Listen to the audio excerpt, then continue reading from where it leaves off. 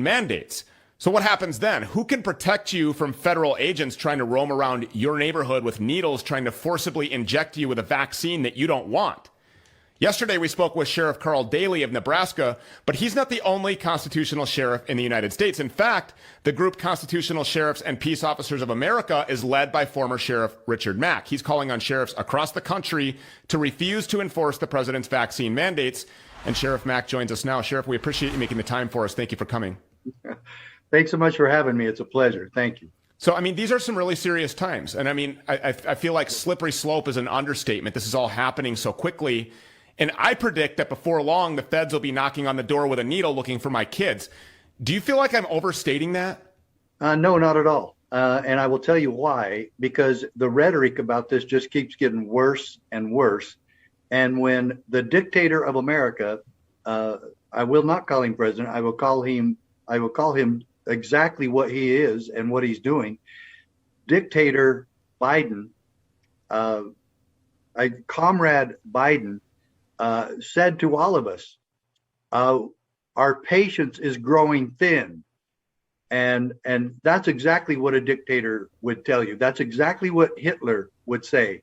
If you don't do what I say, we're going to take stronger action against you because our patience is growing thin. Well, Mr. Biden, if you would follow the Constitution even once in your 45-year political career, and understand that tyranny is exactly what our Constitution and our Declaration of Independence were designed to prevent. And you are exactly what we are supposed to be preventing. And so the CSPOA, the Constitutional Sheriffs and Peace Officers Association, is designed to make sure that we do what James Madison said, and that is erect the barriers against the encroachments of the federal government. And so here we are now looking for a solution. And where is that solution? It's local. It's your counties. We erect the barriers against Mr. Biden and his lying minions like the media and Fauci, who has been caught lying numerous times, and who Senator Rand Paul has caught lying. And yes, Fauci is receiving financial benefit from this entire pandemic, his pandemic. And the question is, simply, I want to ask every parent, every public official who has children, everyone in America who has grandchildren or children, which message do you want going out to your children? That government, as long as we can tell you that we have a crisis, and my Supreme Court decision talks about the crisis of the day, as long as we can convince you that there's a crisis of the day, we can do anything to you that we want. We can destroy liberty. We can destroy religions. We can force you to wear a diaper on your face. We can arrest you for not getting vaccinated. We can ostracize you. We can put you in home arrest. Anything we have to, because we have to take care of you. Or would you prefer this message? Yeah, these are rough times we are facing in America and in the world. But in no way will we ever destroy the civil rights that many men, including Martin Luther King, fought and died for this country to be free. For every individual, black, white, brown, yellow, does not matter our nationality or our color, that we will stand for liberty. And that's exactly the solution we have now with the sheriffs of this country. You met a good constitutional sheriff yesterday, Carl Daly. What a great man. But we have hundreds now that are doing this, and we're trying to get at least 1,000, 1/3 of the sheriffs of this country to stand against the tyranny of Washington, D.C. and make that corruption irrelevant in our counties and homes. You know, I have a call to action right now for all of our viewers and listeners. There's millions of them out there, specifically here in America. Right now, you need to be going and having meetings with your sheriff, introducing them Absolutely. to this group. You need to find out where their head is at on this and get them over here to see this group. I mean, the constitutional sheriff, those are words that should go together no matter what. And it doesn't matter if you're in a blue state or not. In 48 out of our 50 states, we still elect sheriffs. And so even if you're in a liberty-hating, communistic, dictatorial state, the chances are you've got a pretty good opportunity that you still have a sheriff that doesn't hate liberty. It's actually 47. 3 states do not have sheriffs. Okay. So Connecticut, Hawaii, and Alaska. Which is why they're getting away with what they're getting away with in Hawaii, for example. So what can a sheriff expect out of your organization, out of the Constitutional Sheriffs and Peace Officers of America? What can a sheriff expect as far as resources, backing, and support in order for them to be able to stand on the Constitution? Great question. Thank you for that.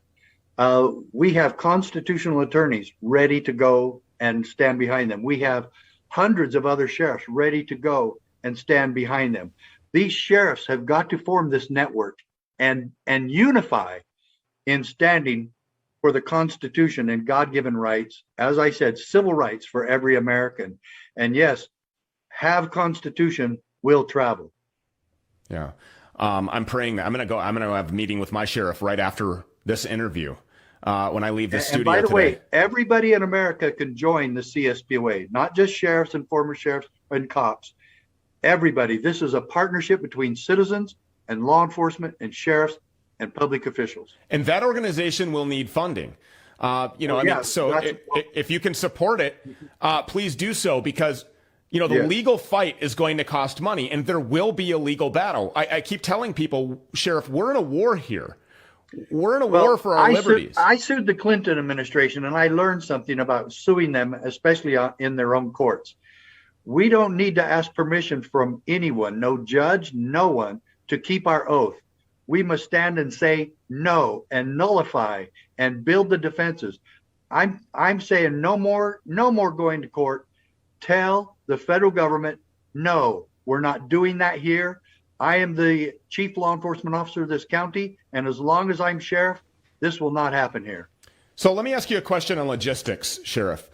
If the feds come into my county, what authority or jurisdiction do they have here if my sheriff says, no, you're not coming in here, you're not forcibly jabbing anybody? They have none. All powers not delegated to the federal government are reserved to the states respectively or to the people. They do not have the law enforcement authority. They do not have the jurisdiction in that county. I learned that in my Supreme Court case against the Clintons. They have no jurisdiction and no authority. The sheriff is elected by for and of the people, and he is the ultimate authority. So we have seen this regime act outside of accordance with the Constitution and outside of the law. They don't regard the law. They don't care about the law. No, they don't so care. What if Biden's feds say, screw you, we're coming in anyways? Can they be arrested? There's too many sheriffs that have stood, and there's going to be many more. They don't have the manpower to do that. If there's just a few constitutional sheriffs, yeah, they could probably pick them off one at a time, but there's too many now, and they do not have the manpower. And if they try to get local law enforcement to do it for them, as they did when I sued them, my case is amazing. Everybody ought to look it up. Mac, Prince are the 2 sheriffs that did it. But this whole thing is a slap in the face of our Constitution and civil rights. And once sheriffs start standing, the federal government will back off. Amen. Well, I'm going to be going and joining, and I'm going to be supporting your organization. You're a hero for doing this, because this is exactly what we need to do, is organize and unite together and stand up against this. Because so many people, Sheriff Mack, are saying, well, what are you going to do about it? Well, nothing's going to be done about it. And there's a lot of fatalists out here because they've just been so overrun by this constant blackpilling bad news cycle that our propagandist, left-wing controlled communist media has hit them with on a daily basis. So I could name hundreds of sheriffs right now, but I know there's not time. It's happening, it's working, and this is a peaceful and effective solution to what's going on today. Sheriff Mack, thank you so much for joining us. We really appreciate it. See you soon. Thanks.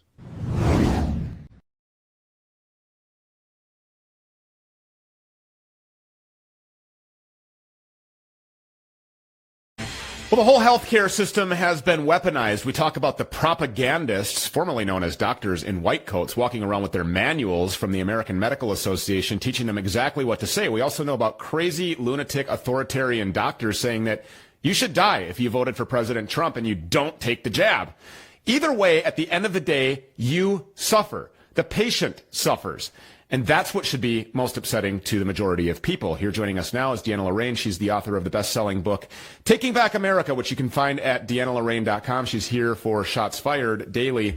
And now you're saying that even more disastrous outcomes are going to happen, more bad things for the patients at hospitals as they need care for anything.